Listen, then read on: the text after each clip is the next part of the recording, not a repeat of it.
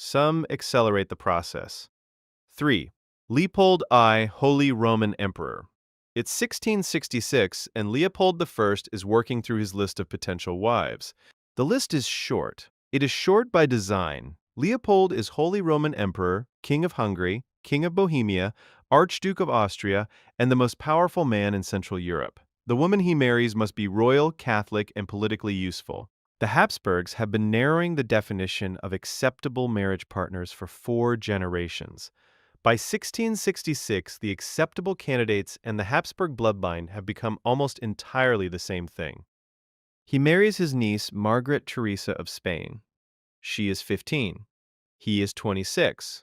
She is the daughter of his uncle Philip IV and his aunt Mariana of Austria, meaning her parents were uncle and niece. Margaret Teresa herself has a coefficient of inbreeding so high that modern geneticists calculate she was more genetically similar to a child of first cousins than to a child of unrelated parents. She and Leopold share the same great-grandparents on multiple lines simultaneously.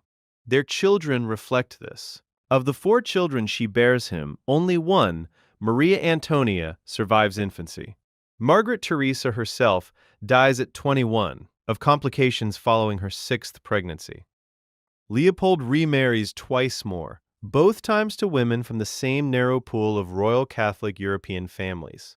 His third wife, Eleanor Magdalene of Neuburg, is not a Habsburg by birth, which represents something close to genetic diversity by the standards of the dynasty.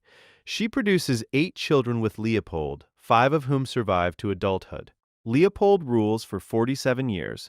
He fights the Ottomans, the French, and the Spanish succession all simultaneously.